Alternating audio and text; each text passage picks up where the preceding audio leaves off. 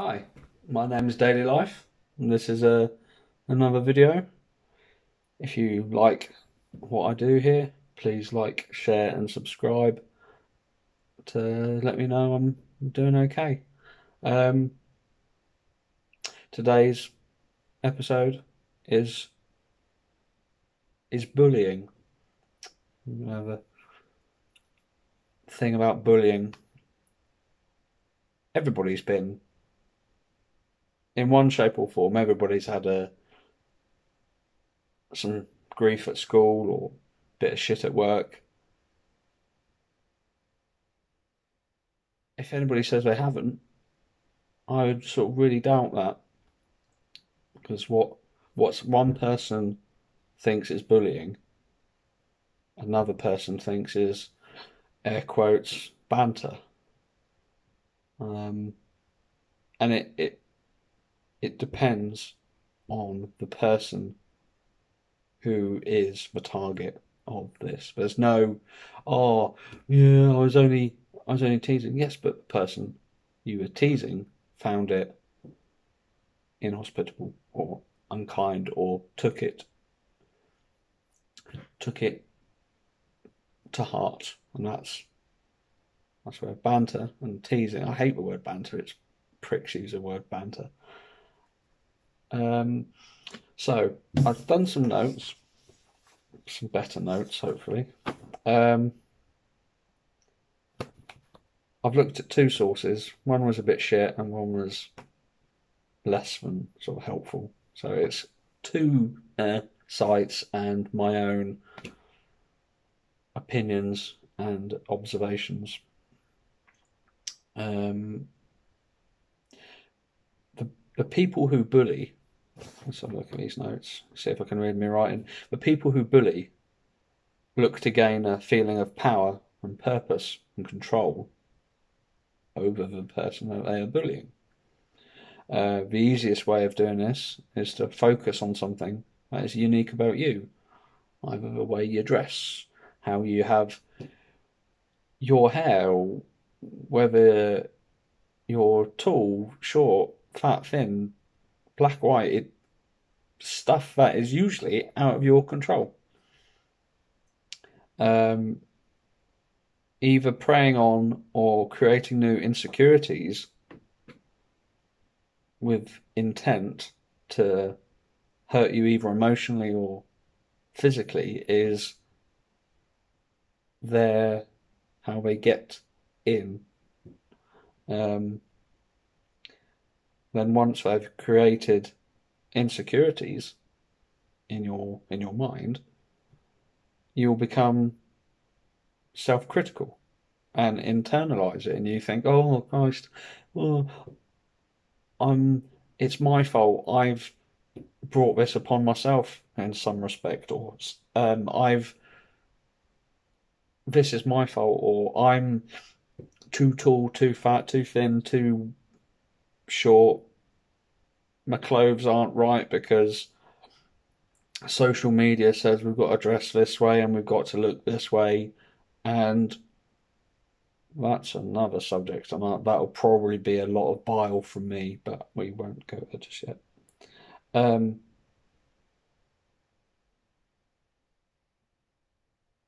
yeah, so we start to blame ourselves. Um, the result of which is that we try and change or mask the uniqueness that has been pointed out to you. Um, Obviously, if you're too short, you can't go around on fucking some of those things, stilts. Um, so you deal with it. You just um, that's the wrong one. Yeah, there's very little you can do about being short or too tall, but it's just the people who are bullying are likely to have experienced a stressful or traumatic situation in the last 5 years. That's what one of the sites say. They give examples of parents splitting up, the death of a relative, or gaining a sibling, but that's just life stuff. That's not something to be bullying another human being for. I'm trying to be objective, but I'm trying to sort of go, it's very difficult for me because I had a little bit of a hard time at secondary school. Um, Not to the degree of some of the stories that I've heard from people. I'm very grateful for the amount of bullying I didn't get compared to other people at school. So I'm kind of it's difficult. Another reason why they say bullies bully is because they get abuse at home and they are bullied at home or all the varying degrees of abuse, which isn't good. But it like most things, if you've got a shit home life, you're going to be a dickhead, aren't you? The two websites that I looked at, again, websites. It's not primary resources, is it? It's like tertiary. Um, if I seem very tired, it's because it's quite late when I record this, so you have to excuse me. The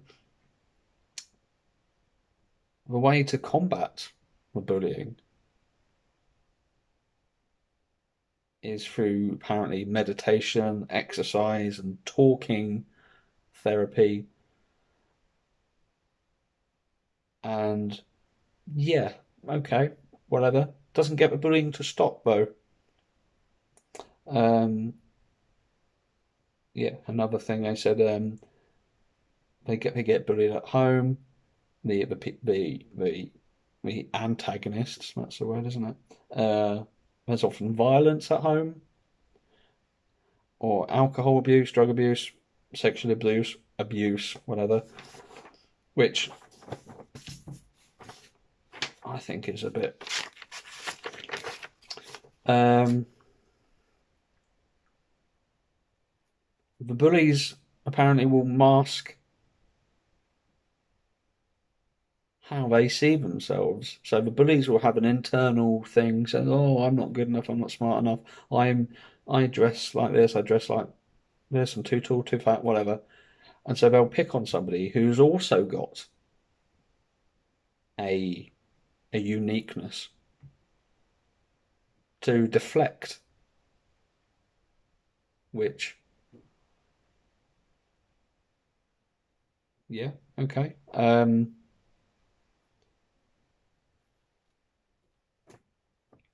Difficult to stay objective while doing this because the one guy who gave me a hard time at secondary school, I can't sort of shift him from my mind at the moment, which um yeah. With social media, um Instagram, what's that hateful one? TikTok, you gotta look away, you gotta act away, you gotta be whatever, and it puts so much pressure on people who are beautiful as they are, but society, peers, television, whatever, say, "Oh, you've got to look like this," and that doesn't help anybody. And that's where you get eating disorders, and you get all the other gamut of things. I can't really tell you what else you get. Um, yeah, bullies would have been bullied. My notes are not very good either. I've just realised my handwriting's terrible.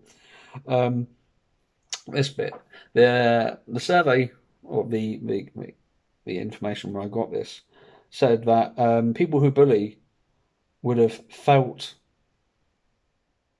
like their parents aren't around enough and not given them enough attention or love growing up, which, again, if you come from a shit home, you're going to turn out a scumbag, aren't you? Um, and if you come from a big family where not every member of that big family are your biological siblings, whatever. Um, yeah, rejection from households, a violent household, rejection from loved ones, arguments and hostilities. They also say that bullies are, what did the exact word say? Low access to education. I don't know if that's true or not, because if you're in a really posh school where you have to wear fucking straw hats or whatever, I don't know, you're still going to get bullies. Why would you not get bullies at a place like that? But if you go to an inner city, horrible, just imagine it, a horrible school, you're gonna get bullies either way. So the that I don't think that makes a lot of sense. Um, Growing up in a household where people think that behaviour is okay. So if the dad had a very sort of 1940s view on like the female projection, for want of a better word, or women belong in the kitchen, he's going to pass his views onto the child, and then that's going to get brought down through father, son, daughter, mother. So depending on how you're you've been brought up will also be an effect on whether you turn out well or not. Um, Signs of bullying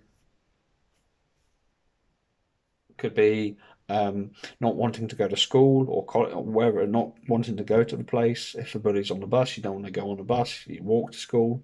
Not eating, not sleeping, being anxious, not acting the way that you had before you were being bullied. And yeah, that's a fair assessment. Um,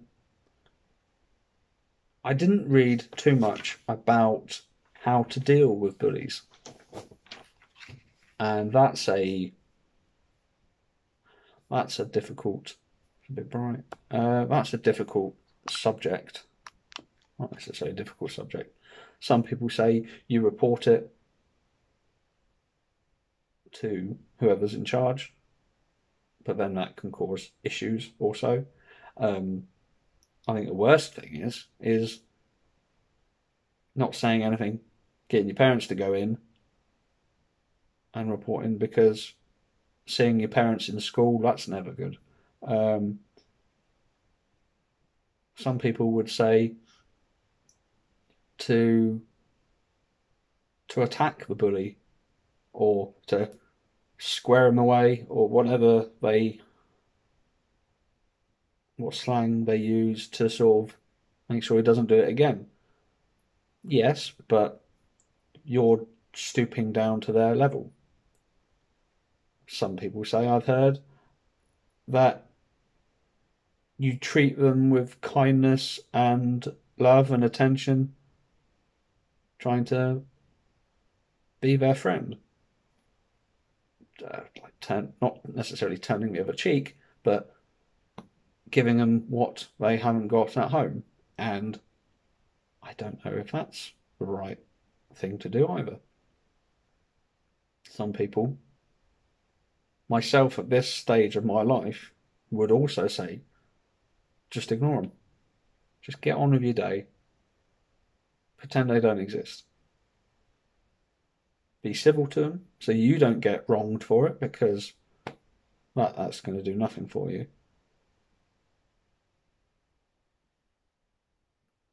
But it's easier said than done, because if you are a short of stature, somebody at secondary school, college, whatever it is, or you're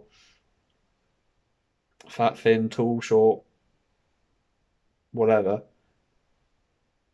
it's okay for me to say that here and now. But for you in a playground, cookhouse, whatever, it's very difficult to actually put that into practice there and then, because you're going to be full of hate, fear, loathing.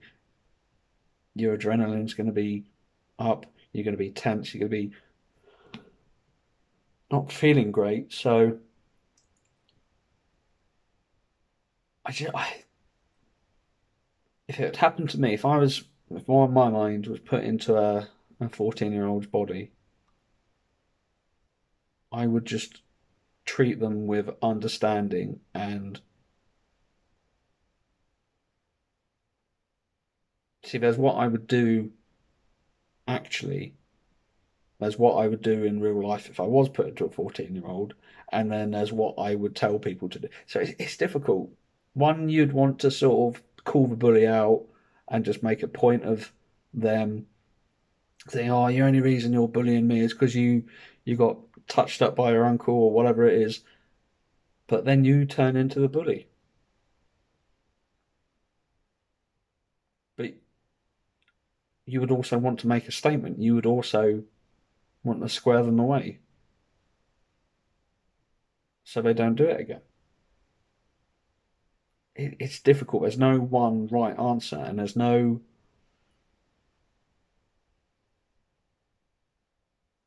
It all depends. It's difficult. Bullying is one of those subjects where it is oh, a trial of life, for want of a better word. In an ideal world, nobody would get bullied. In an ideal world, there wouldn't be famine or war or whatever. But it seems to be a thing that you have to go through. Uh, I suppose I've been waiting to do that all day. Um, I think it shows who you are if you can go through X amount, 5 years of being in school with a bully and not do anything, not sink to their level, and you come out unscathed as much as you can, and you come out with a better understanding of what's going on so you can help others. I think that shows that you have character, that you are a good person.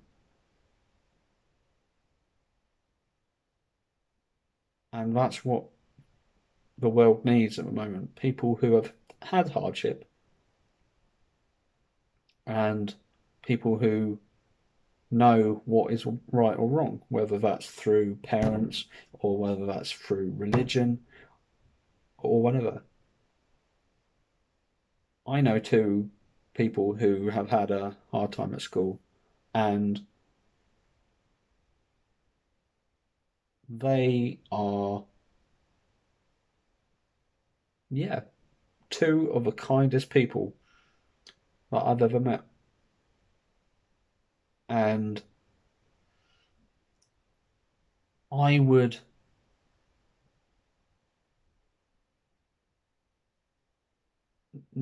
never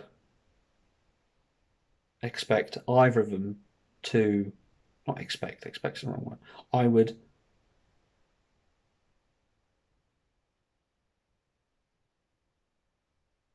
see them go forward into life with a better understanding and take those experiences and learn from those experiences. So when they see people bullying at work or at school, they can jump in and say, no, this isn't happening. And be there for someone when somebody wasn't there to help them. If that makes any sense. Probably rambling. And so that's my effort at talking about bullying. I might have sworn a few times, which I apologise because I had a bit of a very minor bit of bullying. Oh, when I was in secondary school, I ran into him at a reunion, and I had planned what I would say to him, and I was running it all through my mind, and my ego got in the way, and I was, oh yeah, well, no, no, you're not. Shut up, you windbag. And when I did meet him, I said to him, "Do you know how uncomfortable you made me at secondary school?" And the thing that still gets me, even now, is that he didn't remember. He was unaware of that. He had sort of it. It was like what you had for dinner 2 months ago. It wasn't even, and that really sort of put things into perspective. That something that can change people's life so much to the antagonist is just it's just another day, isn't it? What did you do today, dear? Oh, I went to school, bullied a kid, came home, met my tea, did Xbox later. But to the other person, that's fear, crying, not wanting to go to school, and it's if it was balanced, if the bully got as much emotional pain as the victim did, there would be no bullying or there'd be less bullying. But that's just me just waffling on. Um, yeah, I think that's done. I think that's bullying done. All these subjects I'll probably come back to when I start having people on, like interviewees. Um, yeah, so I'm sorry if I didn't say objective enough, but yeah, that's it. If you like what I do here, please like, share, and subscribe. Um, my name's Daily Life. Hope you have a good evening and a good day. Bye bye.